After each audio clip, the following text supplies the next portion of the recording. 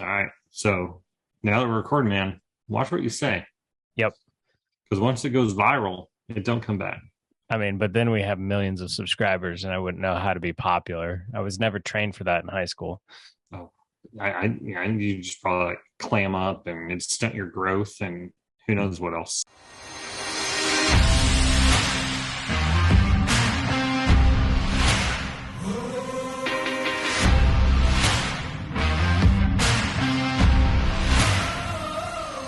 Tonight, you just have Brian and I because Chuck, if you did not know, works for the CIA. They actually made a TV show about it. It was really popular in the 2000s, called Chuck.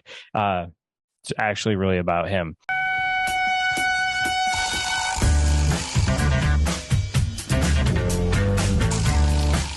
But in celebration of that, mainly because he's not here. Because honestly, is really anything about corn interesting enough to make you like travel around the world? Right, exactly. Hey, I work for a corn company where I do international travel. Yeah. Is that a thing? Yeah. I'm an international toilet paper salesman. Like that, equally legit. Well, it puts him But in rural areas where nobody knows what he's doing for long periods of time, and he can just magically disappear. So I'm just saying, it is very plausible the man works for the CIA. yeah, And what better yeah, way to deny that you're actually at the CIA than two knuckleheads saying that you work for the CIA? Nobody's going to believe us. yeah, and have a bourbon channel. Yeah, exactly. So to celebrate Chuck not being here, but to also like pay homage to him touring the globe, we are going to drink Jefferson's Ocean. So this is Voyage 24. So if you don't know anything about Jefferson's Ocean, so it's expensive. It's like $75, $80 a bottle. And their shtick is the bourbon is aged at sea. So originally it was aged on research vessels where they were tagging great white sharks. Really cool. Now it's just on like tanker trucks and giant semi containers as they go around the world shipping other things. There's just some shipping containers that have bourbon in it. And supposedly it makes it amazing. What they generally neglect to tell you is it spends the first 4 years sitting right up the road here in Louisville, Kentucky, in a warehouse, and then they just kind of ship it around the ocean for a couple months and call it a voyage. Yeah, and I was actually going to be like, hey, TJ, tell the people why it's called Ocean.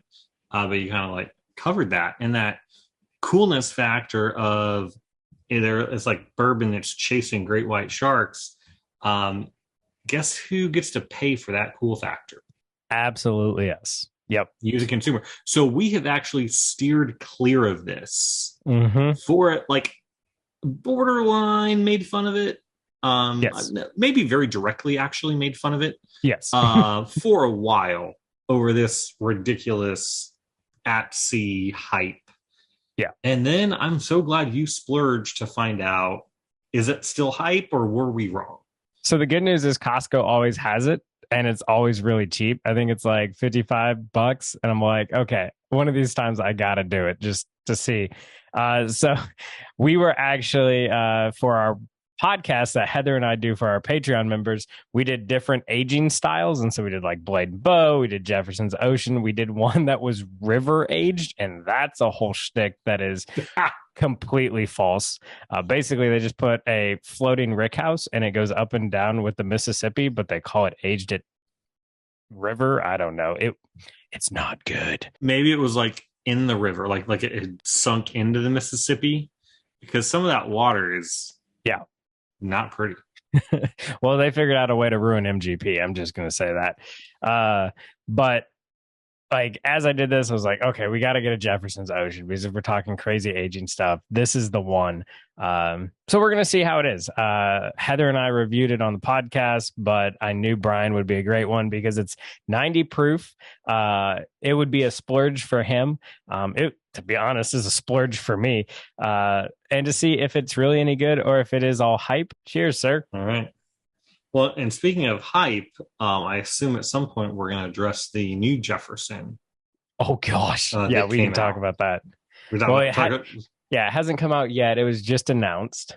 oh, announced. Okay.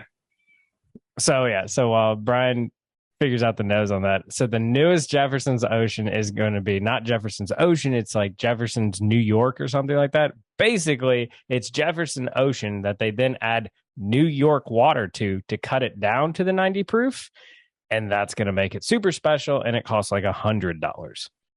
So they're going even further into the tater realm. Yeah. Hashtag that's out of my price range.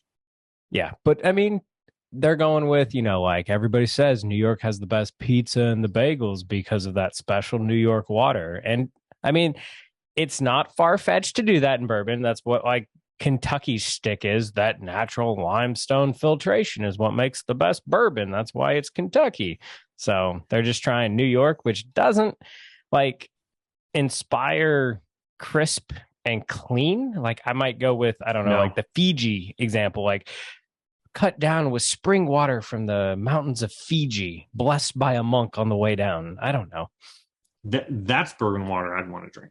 Right, exactly. Looking to unpack this nose. Yeah, so I get pear and green apple. It's almost reminds me a little bit of like an Irish whiskey, to be honest. Yeah, so I was kind of gonna go like I felt like the orchard fruit was there was my thought, but nothing like nothing overly strong, just like subtle, sweet, fruity. Like a hint of salt water, maybe. Like it reminds me of a scotch. Like there's like a briny type thing. Yeah. And a little bit of vanilla. But yeah, I was gonna say I was picking up just a little bit of vanilla. I'd agree on that. I don't know if I'm quite getting the salt water that you're going after, but honestly, that's I don't know. Maybe that salt water kind of mixes in with that orchard fruit a little bit, to kind of create a unique. Because I feel like we've had like green apple, pear before, but this is it just is it's like that, but just a little bit different. Now on the palate, I get like peach crumble, which is very good. That's better than I was expecting. Yeah. I get like a peach baked dessert. All right. I've never gotten it on this before. Maybe it's because I let it sit and really open up, but it's very delicious. Like to start your night, as long as this is the first thing you've had, because being 90 proof, I'm sure just about everything else is going to influence this. I can't complain, to be honest. Hard truth. Can't complain, I feel like is a wonderful description. Yeah. Nothing here to complain about.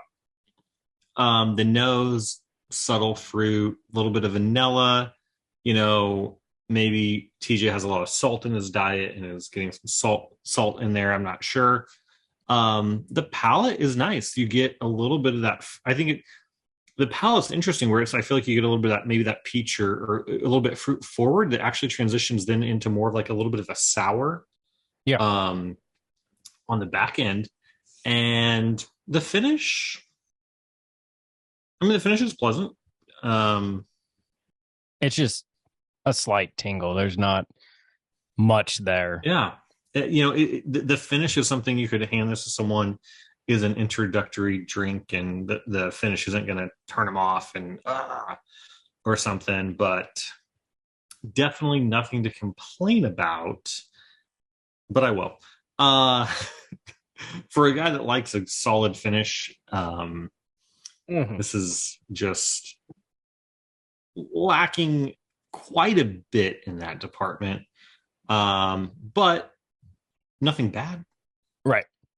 Well, I think it's fair to say this is a very specific place in the bourbon world, which I would put it as a new bourbon drinkers bourbon, which I get. And I think that's what they're going for. Like, what is this bottle designed to do? Compete with Basil Hayden and Blanton's. And I think if you put those three in a blind, it's going to do very well because they're easy drinkers with little finish and low proof. Yeah. And really in that lineup, it's got a 50-50 chance of coming out number one because Lord knows Basil Hayden's nowhere close. Yeah. But yeah, for a beginning drinker that's looking to spend money, this is their demographic. And the fact you found it for like 55, I'd say is pretty impressive. I mean, I think 2 years ago, this was going for typically 100, I think is around what I was seeing it for. It's come down in price around me. Maybe they're at 75, but it's still consistently like probably in the $65-$75 range. And at that price point for this, I'm probably going past. But I mean, if I wanted to have something different on my shelf with a cool story and I could find it for what you're finding it at 50-55, it'd be tempting. Yeah, I think at the end of the day, it's a bottle. You won't be disappointed that you have it as long as you understand you're paying for a story, you're paying for an easy sipper. And really what you're doing is when you have friends over, they're going to see the Jefferson's Ocean bottle and want to drink that, opposed to something on your shelf that a new bourbon drinker, you don't want to necessarily share with them because they're not going to appreciate it. Say Weller 107. Like most new people into bourbon are not ready for that, but you can show them like the Jefferson's Ocean and it gets enough exposure. They're gonna be like, oh, that's a special bottle, and be happy still. So, yeah. And, and that's the thing is I think, there was a time when, can we share this? Yes. That there was a time when Chuck thought Basil Hayden was the best bourbon ever. Best bourbon ever. And there was also a time when all three of us felt like Elijah Craig was just a little bit too strong. Yes. And boy, have times changed. So, I guess if I take a step back and maybe appreciate this for what it is a little bit more, instead of just comparing it to what I specifically like now, if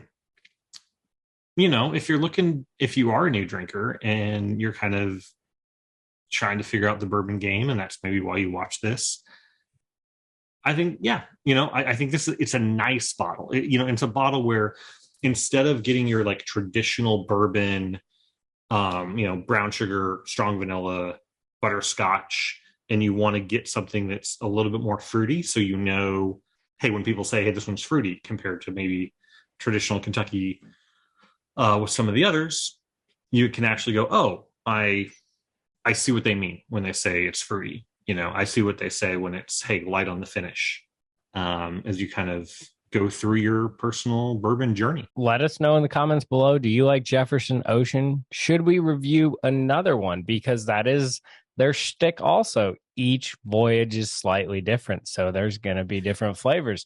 So we might just have got like a really good one. I don't know. But if you guys really want it, I'll make Brian and Chuck do it. At what point are they going to like start, instead of putting little keys on there to make it like they're going to put little ships, they're going to put little ships, collect all ships, like just Monopoly pieces. Like you pull them off and play Monopoly. There we go. You're welcome, Jeffersons. We'll take 5% of your total revenue and double threat. Okay. Topper plus game piece. Yep. It'll be fun. All right. Thanks for watching. Please hit that like, comment, subscribe, everything like that. Let us know. Was the episode better without Chuck? We would love all those comments below just so Chuck gets a little bit feisty. It's always fun. But we'll see you next time. Who says stay neat? The guy that's not here. Power of Bourbon.